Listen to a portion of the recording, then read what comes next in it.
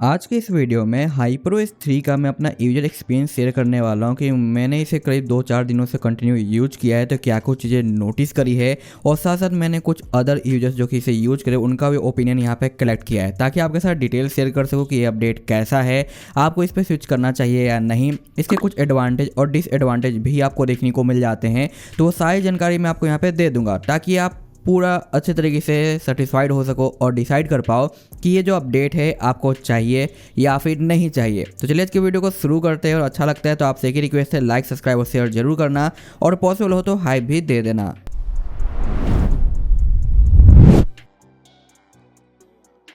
HyperOS 3 की features की बात करें तो इससे रिलेटेड मैंने ऑलरेडी आपको वीडियो प्रोवाइड कर दिया है, तो मैं वापस से वही सारे फीचर्स दोबारा रिपीट करके आपको बोर नहीं करने वाला। मैं डायरेक्ट बेसिक चीज़ों के ऊपर बात करूंगा जो कि आपके डेली लाइफ में काम आने वाली है। और ये जो अपडेट है ये हमारा स्टॉक वर्जन है HyperOS 3.0.4 का, जिसका मैंने 2-3 दिन पहले रिसेंटली फुल डिटेल वीडियो दिया था कि इसमें क्या कुछ हमें देखने को मिलता है। आपने वो नहीं देखा है तो देख लेना। उसके बाद जैसे आप इसे अपने फ़ोन के अंदर डालते हो, मैं अपना यूजर एक्सपीरियंस शेयर कर रहा हूँ, लेकिन आप डालते हो तो क्या चीज़ें देखने को मिलती है, इसके अपडेटर में आपको सारे चेंज लोग देखने को मिल जाते हैं जहाँ पे कुछ लाइव यहाँ पे आपको है जो देखने को मिलती है डिटेल, जहाँ पे बताया गया है कि कैसे क्या क्या चीज़ें इसमें नज़र आती है। तो ये चेंज लोग देख के भी आप रीड कर सकते हो, पता कर सकते हो। और इसका सबसे बड़ा एडवांटेज ये आपको देखने को मिलता है कि अगर आप स्टॉक चाइना वाले या किसी अदर रीजन का भी यूज करते हो तो आपको अक्सर OT अपडेट मिलते रहेगा जो कि आपको यहाँ पे देखने को मिल रहा है। यानी नॉर्मली आप अपडेट कर पाओगे, जिस भी रीजन पे रहोगे उसी का अपडेट आपको मिलता रहेगा। तो एवरी टाइम आपको अपडेट के लिए वेट नहीं करना पड़ेगा। जैसे उस रीजन में OT अपडेट अवेलेबल होगा आपको मिल जाएगा, आप अपडेट करके यूज कर पाओगे। जैसे कि मैं यहाँ पे चाइना वाला यूज कर रहा हूँ, तो ये आपको यहाँ पे एडवांटेज देखने को मिलेगा। दूसरा एडवांटेज आपको ये देखने को मिलता है कि जो एनिमेशन आपने अपने ग्लोबल डिवाइसेज में नोटिस किया ना, उससे कई गुना इंप्रूव्ड आपको यहाँ पे एनिमेशन देखने को मिल जाएगा हर एक एरिया में। यहाँ पे आप देखो ये स्प्रिंग एनिमेशन तो हमें आज तक ग्लोबल में देखने को नहीं मिला और बहुत जगहों पे यहाँ पे HyperOS 3 के अंदर बहुत अच्छे एनिमेशन यहाँ पे अनलॉक किए गए हैं और फेस अनलॉक तो बिल्कुल ही आईफोन जैसा ही यहाँ पे दे दिया गया है। तो ये जो छोटे छोटे एनिमेशन हर जगह आपको नोटिस होते हैं ना, ये आपके UI एक्सपीरियंस को काफ़ी ज़्यादा बढ़ा देते हैं और आपका जो फ्लूइडिटी है और यहाँ पे जो स्मूथनेस है वो काफ़ी ज़्यादा नेक्स्ट लेवल हो जाता है, जिसकी वजह से एक्सपीरियंस काफ़ी ज़्यादा अच्छा रहता है। और वो चीज़ यहाँ पे आपको देखने को मिलता है इस रोम के साथ जो कि हाइपर है चाइना का। साथ ही साथ यहाँ पे हमें HyperOS 2.1 और इससे पहले जितने भी अपडेट आए थे MIUI वगैरह में, उसमें क्या होता था कि जब हम फर्स्ट टाइम वॉल्यूम पैनल को बाहर निकालते थे तो फर्स्ट टाइम ये लैग करता था और उसके बाद ये नॉर्मली जो काम करता था। बट ये प्रॉब्लम मुझे अभी तक देखने को नहीं मिला HyperOS 3 के साथ, क्योंकि ये चीज़ यहाँ पे सॉल्व हो चुकी है और ये मुझे अच्छा लगा है और ये चीज़ आप पर्सनली खुद भी नोटिस करोगे। लेकिन अक्सर मैंने एक चीज़ नोटिस किया है अभी भी स्टिल, कि जब आप लॉन्ग टाइम से अपने फ़ोन को यूज नहीं कर रहे हो, पिक करते हो और फर्स्ट टाइम आप यहाँ पे वॉल्यूम प्रेस करोगे तो आपका ये जो वॉल्यूम पैनल है ये बाहर नहीं आता है, 2 टाइम प्रेस करने के बाद ही बाहर आता है। और ये सेम चीज़ मैंने Hyper 1.2 में भी यूज किया है, नोटिस किया है और वो चीज़ मैंने अभी स्टिल यहाँ पे भी फेस करा है। अनदर यहाँ पे कैमरे के अंदर हमें कोई भी चेंज देखने को नहीं मिला, लेकिन हाँ यहाँ पे बहुत सारे लोगों का जो स्किन टोन वगैरह है उसमें आपको थोड़ी बहुत डिफरेंस चीज़ें देखने को मिल सकती है, क्योंकि चाइना वर्जन है उसका स्किन टोन थोड़ा सा अलग रहता है और ग्लोबल का थोड़ा अलग रहता है। तो कुछ लोगों को ये वाला जो है ना इसके अंदर का जो ऑप्टिमाइजेशन है स्किन टोन का वो काफ़ी ज़्यादा अच्छा लग सकता है और कुछ लोगों को उतना ज़्यादा खास अच्छा ना लगे, क्योंकि यहाँ पे मैंने कई सारे लोगों का ओपिनियन लिया है और कुछ लोगों को इसका जो कैमरा है चाइना वाले वर्जन का वो काफ़ी ज़्यादा सही लगा है। तो आप बताना कमेंट करके, आप यूज करते हो तो आपको इसका जो स्किन टोन वगैरह है वो कैसा लगा। बाकी यहाँ पे जो फोल्डर ओपनिंग एनिमेशन है ना, ये भी आपको काफ़ी ज़्यादा अच्छा देखने को मिल जाता है, काफ़ी सही तरीके से काम करता है और मल्टी ऐप यहाँ पे यूज कर सकते हो वन टाइम में और काफ़ी अच्छे तरीके से ओपन होता है, क्लोज होता है। और सिंगल ऐप्स के ऊपर तो भाई स्मूथनेस रियली में काफ़ी ज़्यादा कूल देखने को मिल जाता है, जो कि मुझे पसंद आया है। अगर यहाँ पे जब मैं इसे फर्स्ट टाइम डाला था तो फ़ोन मेरा नॉर्मल बेसिक यूजेज पे भी काफ़ी ज़्यादा हीटअप हो रहा था, क्योंकि मैंने फर्स्ट टाइम यहाँ पे इंस्टॉल किया था हाइपर चाइना वाला वर्जन। ऐसा आप भी करोगे तो फर्स्ट डे आपको मे भी थोड़ा सा बैटरी ड्रॉप ज़्यादा देखने को मिलेगा, हीटिंग भी देखने को मिलेगा, तो घबराना मत। लेकिन फर्स्ट और सेकंड डे के बाद आपके OS का जो स्मूथनेस है वो रियल में काफ़ी ज़्यादा बेटर हो जाता है और आपको यहाँ पे हीटिंग वगैरह भी वैसा देखने को नहीं मिलता। और कहीं ना कहीं आपको यहाँ पे बैटरी के अंदर भी इंप्रूवमेंट देखने को मिल जाता है ग्लोबल वाले के कंपेरिजन में। बट जैसे जैसे आप इसे लॉन्गर यूज करते जाते हो, अपने सारे यूज वाले एप्लीकेशन यहाँ पे इंस्टॉल करते जाते हो, तो कहीं ना कहीं आपका जो बैटरी है फिर से वही जगह पे पहुँच जाता है जैसा कि आपको देखने को मिल रहा था ग्लोबल पे। बट स्टिल आपको जो बैटरी बैकअप है वो स्लाइटली आपको इंप्रूव देखने को मिलेगा चाइना वाले वर्जन के अंदर, क्योंकि चाइना वाले के अंदर बहुत सारे ऐसे एप्लीकेशन होते हैं जो कि बैकग्राउंड में रन नहीं करते हैं, बैकग्राउंड एक्टिविटी उनकी नहीं रहती है, जिसकी वजह से आपको जो यहाँ पे बैटरी कंजप्शन कम देखने को मिलता है और यहाँ पे सही तरीके से चीज़ें मिल जाती है। लेकिन आप सोचो कि भाई जब बैकग्राउंड में रन नहीं करेंगे तो बहुत सारी चीज़ों का नोटिफिकेशन नहीं आएगा, तो ऐसा नहीं है। आपका व्हाट्सएप यहाँ पे प्रॉपर वर्किंग रहता है, व्हाट्सएप में कोई दिक्कत नहीं आती और भी कई सारे एप्लीकेशन आपके प्रॉपर वर्किंग रहते हैं। लेकिन अगर आप यहाँ यहाँ पे ट्विटर यूज कर रहे हो यानी एक्स यूज कर रहे हो या फिर कुछ ऐसे एप्लीकेशन, उनके रियल टाइम पे आपको नोटिफिकेशन नहीं देखने को मिलते हैं जब तक कि आप अपने फोन को ऑन नहीं करते या उस एप्लीकेशन को ओपन नहीं करते। तो ये चीज़ आपको नोटिस होती है कुछ कुछ एप्लीकेशन के साथ, बट मोस्टली ये प्रॉब्लम यहाँ पे सॉल्व हो चुका है और ईजी तरीके से आपको रियल टाइम पे नोटिफिकेशन मिल जाता है, इसमें दिक्कत नहीं आएगी। अब रही बात कि आप बैंकिंग ऐप हमारा यहाँ पे काम करेगा या नहीं, तो मैंने यहाँ पे फ़ोन पे वगैरह है जो ट्राई किया है और फ़ोन पे वगैरह हमारा अच्छे से रजिस्टर हो जाता है और साथ साथ यहाँ पे हमारा जो गूगल पे वगैरह भी रन करता है, जो कि मैंने एक वीडियो दिया था कि अगर आप चाइना रोम यूज़ करते हो तो उसमें क्या चीज़ें कैसे देखने को मिलती है वहाँ पर मैंने बताया था। तो ये आपके वर्किंग रहता है, आपको दिक्कत नहीं आती। लेकिन बहुत सारे ऐसे एप्लीकेशन होंगे जो कि आपके बैंकिंग वाले वो काम नहीं करेंगे। और कुछ लोग ये पूछते हैं कि भाई जब इसमें प्ले स्टोर नहीं रहता तो कैसे डालेंगे, तो सिंपल आप गूगल से प्ले स्टोर वगैरह जो निकाल सकते हो और उसके बाद उसका एपीके इंस्टॉल कर सकते हो, या फिर आपको इसे गेट ऐप के अंदर भी जो प्ले स्टोर देखने को मिल जाएगा, वहाँ से सर्च करके आप इसे डाउनलोड करके अपने अकाउंट को साइन इन वगैरह कर सकते हो।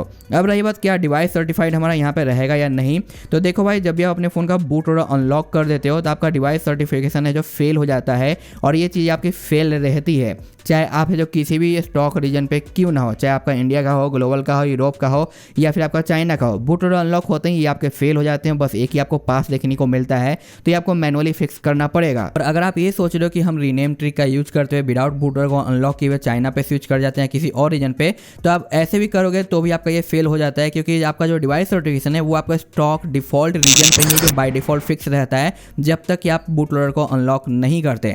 तो ये जैसे ही फेल होता है आपको फिक्स करना पड़ेगा, जो कि मैंने यहाँ पे कर रखा है। और इससे रिलेटेड मैंने आज के डेट में एक वीडियो दिया कि कैसे इसे फिक्स करना है, जो कि आप देख सकते हो मैंने इसे रूट किया है और रूट करने के बाद यहाँ पे मैंने इसे फिक्स कर रखा है। तो ये चीज़ आपको प्रोसेस फॉलो करना पड़ेगा, चाहे आप कस्टम रोम यूज कर रहे हो या किसी भी रीजन का रोम यूज कर रहे हो, बूट लोडर अनलॉक है तो ये आपको फिक्स करना पड़ेगा। और ये जैसे फिक्स करोगे आपको बहुत सारे और अदर एप्लीकेशन भी जो कि इशू कर रहे थे डिवाइस सर्टिफिकेशन न होने की वजह से वो काम करने लग जाएंगे। और आपको इसका अच्छा खासा नॉलेज है तो रूट हाइड वगैरह करके अदर बैंकिंग ऐप भी आसानी से यूज कर पाओगे, आपको दिक्कत नहीं आएगी।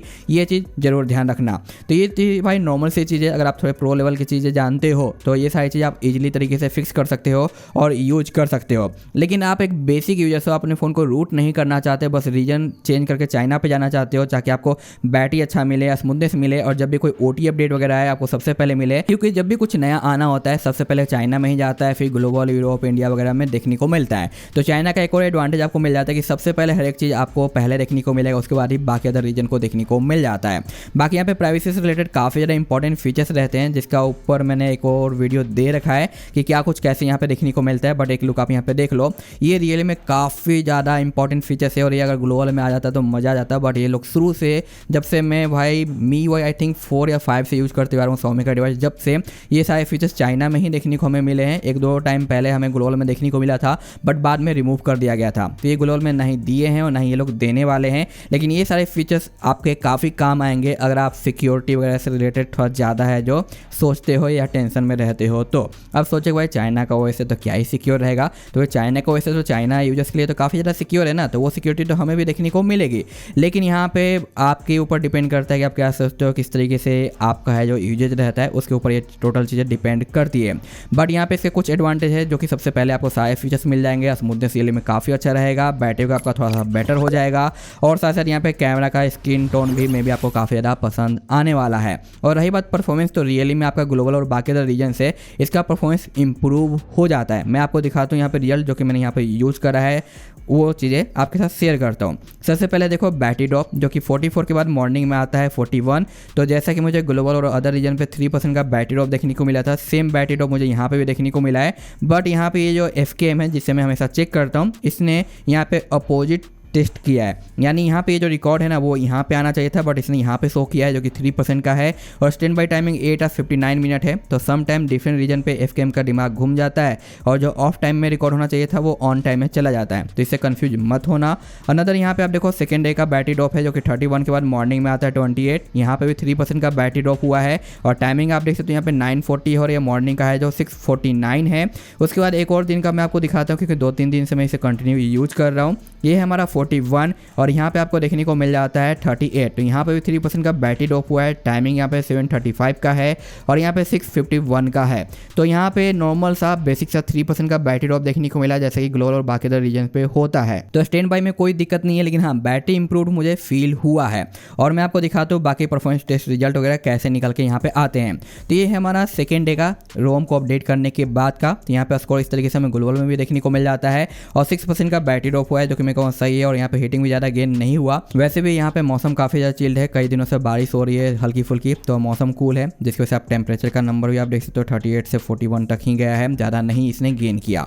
उसके बाद यहाँ पे आप देखो कि हमारा है नॉर्मल टेस्टिंग का Geekbench, जो कि काफ़ी ज़्यादा बेटर है। और अब तक का मैं कहूँगा हाईएस्ट स्कोर मुझे देखने को मिला है मल्टी का, और सिंगल का तो भाई ऐसा ही रहता है 19-20 होता रहता है।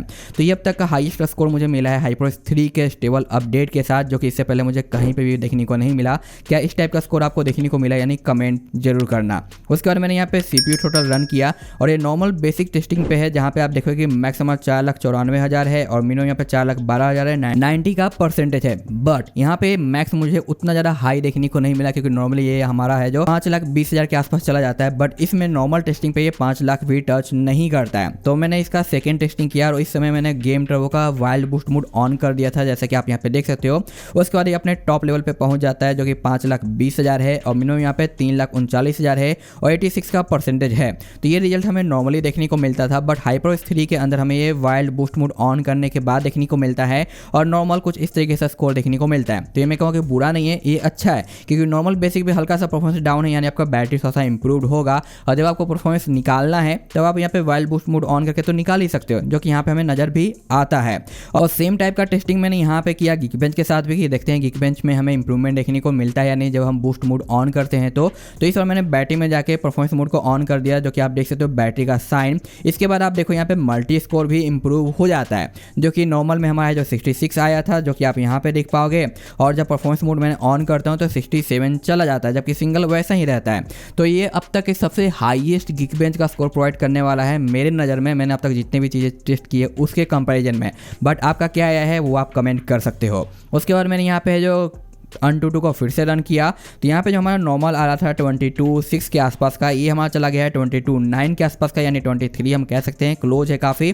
और यहाँ पे हीटिंग भी इसने ज़्यादा गेन नहीं किया, बट एक छोटा सा ग्लिच आप देखोगे कि बैटरी ड्रॉप 32% दिखाई दे रहा है। मे भी बहुत सारे लोग कहेंगे भाई इतना ज़्यादा बैटरी ड्रॉप, और ये जो रेटिंग है ये फॉल्स रेटिंग है। कैसे, मैं आपको दिखाता हूँ। ठीक है, ये है हमारा जो कि Geekbench टेस्ट किया था मैंने, उस समय टाइमिंग हमारा 5.4 है और बैटरी परसेंटेज 51 है, जैसा कि आप देख पा रहे हो। इसको कंप्लीट होने के बाद मैंने हैंड टू हैंड है जो यहाँ पे Geekbench चेक किया, और Geekbench हमारा 5:26 में जो कंप्लीट हो जाता है, यानी यहाँ पे जो 5 है और यहाँ पे आधा घंटा एक्स्ट्रा हुआ है। तो इसको रन करने में भी काफ़ी ज़्यादा टाइम लगता है। और यहाँ पे स्टिल 51 के बाद मैंने टेस्टिंग चालू किया, तो ये बैटरी हमारा यार कंप्लीट होने के बाद टेस्टिंग वो है 43। तो यहाँ पे 43 और 51 के अंदर का गैप को हम चेक करें तो वो 32 नहीं आता है, जो कि आप यहाँ पे देख भी सकते हो कि अगर मैं यहाँ पे बैटरी परसेंटेज को ड्रॉप को माइनस करूँ 51 - 43, तो ओनली 8% का बैटरी ड्रॉप ही यहाँ पे देखने को मिलता है पूरे रन टाइमिंग पे।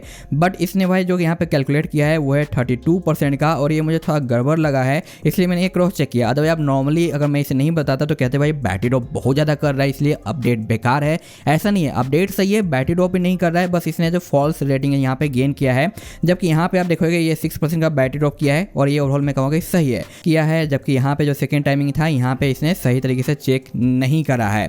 तो ये टोटल चीज़ आपको यहाँ पे देखने को मिल जाती है। अब रही बात क्या आपको इसे ट्राई करना चाहिए या नहीं। अगर आप एक बूट अनलॉक्ड वाले यूजर्स हो तो मैं कहूँगा कि इसे आप डाल के यूज कर सकते हो, आपको ज़्यादा दिक्कत नहीं आएगी। लेकिन आप किन किन एप्लीकेशन को यूज करते हो डेली लाइफ में, ये आपके ऊपर डिपेंड करता है। तो आप एक बूट अनलॉक कर चुके ही हो तो एक बार इसे ट्राई करो, अपने सारे एप्लीकेशन को टेस्ट करो।